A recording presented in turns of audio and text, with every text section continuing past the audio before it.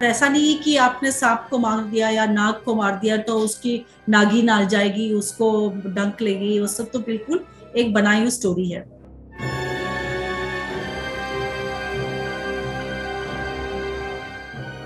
एक तो है सबसे पहले जो धामन होता है, रेड स्नेक जिसको बोलते हैं। सब लोग सोचते हैं कि ये कोबरा की वाइफ होती है। तो अगर आप कोबरा को घर में मारो तो ये रेड स्नेक या तो जो कोबरा की वाइफ ढूंढ कर आएगी, आपको पकड़कर फिर आपको काट लेगी। तो ये सबसे पहली मिथ है, ऐसा नहीं होता है। अगर सेकेंड टाइम स्नेक आया भी तो वो जो पहली बार सांप आया है उसकी जो स्मेल रह जाती है उसको ढूंढते ढूंढते शायद आता है। बट ऐसा नहीं है कि आपने सांप को मार दिया या नाग को मार दिया तो उसकी नागिन आ जाएगी, उसको डंक लेगी, वो सब तो बिल्कुल एक बनाई हुई स्टोरी है। तो वैसा नहीं है। रेड स्नेक और कोबरा कभी वाइल्ड में कभी भी इंटर कोई लिंकेज नहीं है, उनका मेटिंग भी नहीं हो सकता, इट्स नॉट पॉसिबल। दोनों डिफरेंट प्रजाति है, बिल्कुल भी वो पॉसिबल है। तीसरा है कि सांप कभी दूध नहीं पीता। ये जानना बहुत ही जरूरी है कि सांप इज नॉट अ मैमल, ये एक रेप्टाइल है, जिसको सरीसृप प्राणी जो बोलते हैं। और वो दूध नहीं पी सकता, उनके पास कोई दूध डाइजेस्ट करने की कोई भी सिस्टम नहीं है, डाइजेशन सिस्टम में वो दूध बिल्कुल नहीं पी सकता।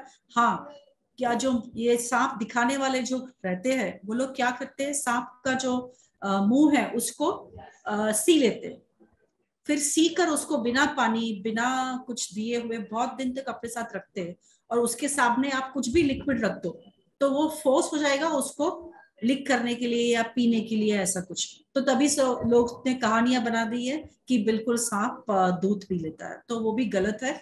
और जो आपने बताया था बॉलीवुड के बारे में, तो इससे तो सबसे ज्यादा हानि हुई है सांप को। सांप कभी आपको याद नहीं रखता, उसके पास कैपेसिटी नहीं है आपको याद रखने के लिए। तो ऐसा नहीं है कि सांप को मेमोरी होती है, वो नहीं सोचता कि आप उसके फ्रेंड हो या तो कुछ। एक है कि जो एक ग्रीन वाइन स्नेक है या तो फ्लाइंग स्नेक है, there are two of this snakes, तो बोलते हैं कि वो आके सीधा दोनों आंख के बीच में काट लेता है। वो भी स्टोरी गलत है। न तो उसको समझ आती है कि आपकी दो आंख के बीच में आके काटना है। और जो फ्लाइंग स्नेक होता है वो क्या करता है, अपनी बॉडी को बिल्कुल चपटा करके बहुत तेजी से झाड़ की टहनियों के बीच में मूव करता है, वो बहुत तेजी से चलता है। तो लोगों को लगता है कि वो उड़कर आकर हमको दोनों आंख के बीच में काट लेगा, वो भी बिल्कुल गलत है। ये भी एक कहानी है। और फिर टू हेडेड स्नेक्स, ये एक दूसरी एक मदारी लोग के पास जब सांप होता है तो वो लोग ये कहानियां बहुत बताते हैं कि ये दो हाथ दो मुखा सांप है, ये साल में 6 महीना इस हेड से चलता है और साल में 6 महीना इस हेड से चलता है। ये भी गलत है। एक स्नेक है जिसको हम लोग रेड सैंड बोआ बोलते हैं, और ये काफी ट्रेड में भी आता है, इलीगल ट्रेड में काफी अच्छा, बिकॉज बहुत ही शांत सांप है। वो आसानी से काटता नहीं है, उसका हेड और टेल दोनों साइड सेम ही दिखता है। तो उसको ये लोग दो मुखा सांप के हिसाब से बोलते हैं। टेल में वो लोग एक होल लगाकर उसके अंदर दो बीड्स लगा देते हैं, दो मोती लगा देते हैं और बोलते हैं कि अभी ये 6 महीने ऐसे चलेगा, 6 महीने ऐसे चलेगा। खेत में धान होता है,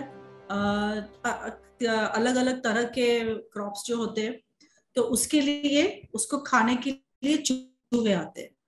उसको खाने के लिए अपने जो फ्रॉग्स और टोड्स जो बोलते हैं वो रहते हैं, तो उसको खाने के लिए स्नेक्स वहां आते हैं। चूहे के बनाए जो होल्स रहते हैं उसके अंदर ये सांप रहते हैं, तो उसको खाने के लिए वो लोग आते हैं। तो पहले तो ये चूहों को और फ्रॉग्स को जो खाने के लिए सांप आते हैं उनको उसकी वजह से ही मॉनसून में जब सबसे ज्यादा फ्रॉग्स एक्टिव हो जाते हैं या चूहे आते बाहर निकल आते, तो बारिश के समय में एक्टिविटी सांप की ज्यादा रहती है।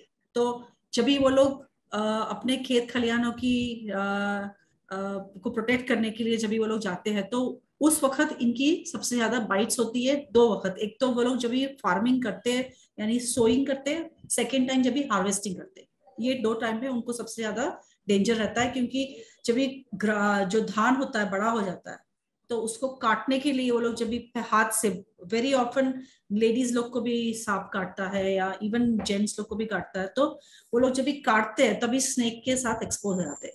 तो और जो परसेंटेज है, मोर देन 50% बाइट स्नेक का बाइट जो होता है पैर के नीचे होता है, अपने घुटने से नीचे। तो उसकी वजह से भी हम लोग को ये देखना है कि वो लोग लोअर पार्ट में प्रोटेक्शन अगर ले तो वहां पर बाइट्स आप अवॉइड कर सकते हैं। गमबूट्स बिल्कुल पहन सकते हैं, बट एक चीज तो वो लोग कर ही सकते हैं, और वो है हमेशा साथ में एक टॉर्च लाइट ले जाना। जैसे 3% ऊपर के हिस्से में होती है, बीच के हिस्से में 25% बाइट होती है, और 72% जो है वो नीचे घुटनों के नीचे से होती है। और ज्यादातर बाइट जो होती है आपको रात को होती है 68%, और दिन में सिर्फ 32% होती है। और जैसे मौतिक ने बताया है, जो वो बता रहा था कैसे आप बाइट का इंप्रेशन पता करोगे, तो पहले बात जब भी सांप से अगर आपको सांप ने काट लिया है तो इसको देखना जरूरी है, जो मैं एरो पॉइंट कर रही हूँ, अपर जॉ और ये है लोअर जॉ। जो लेफ्ट साइड में है वो वेनमस स्नेक का है, राइट साइड में नॉन वेनमस स्नेक का है। तो जो ऊपर के जो बड़े दांत है, उनके जो फैंग्स बोलते हो, वो बहुत क्लियरली कभी कभी दिखाई देता है, पर अगर सांप ने जोर से नहीं पकड़ा, आपको पकड़ के छोड़ दिया, तो ये शायद नहीं दिखाई देगा। और जो वेनमस नॉन वेनमस है उसके दांत ऐसे दिखेंगे। पर कभी कभी फील्ड में क्या होता है, सांप को उतना पकड़कर जम के पकड़कर वेनम इंजेक्ट करने का मौका नहीं रहता है, क्योंकि आपने पैर हिला दिया या तो आपने चिल्लाया होगा या तो कुछ तो है एक्टिविटी करी होगी, तो सांप चले गया होगा। गमबूट्स कितने अभी तो इतने ज्यादा 200-300 सस्ते हैं, 200-300 400 में। इससे not only snake bite prevent होगा, पर जो उनके पैर ओवर एक्सपोजर टू वाटर से भी खराब हो जाते हैं, जस्ट उनको फंगस आ जाता है, बहुत कुछ होता है, मैंने देखा है। तो कीचड़ से भी दो तरह से प्रोटेक्शन हो जाएगा। कीचड़ से जो उनको फंगस लग सकता है उनके टोज में, उनके जो पैर की उंगलियां है उनसे जो फंगस होता है वो भी उनको, उससे भी प्रोटेक्शन मिल जाएगा, उससे भी उनको आराम मिल जाएगी, और स्नेक बाइट से भी उनको प्रिवेंशन मिल जाएगा। ये जो है कॉमन कोबरा जो है सबसे पहले, ये जो है फिर बाजू में है रसेल्स वाइपर, जिसकी स्किन पे पूरा ये डॉट्स जो दिखा जाता है वो इजीली आइडेंटिफाई होता है। तीसरा है ये सोस्केल वाइपर, और ये फोर्थ है कॉमन ग्रेट, जो दो की पैर में वो रिंग जाती है। तो ये 4 सिर्फ पॉइजनस स्नेक हम आइडेंटिफाई कर ले, तो बाकी जो भी है तो मान लो कि वो नॉन पॉइजनस ही है, तो एटलीस्ट वो ह्यूमन के लिए ज्यादा हार्मफुल नहीं है।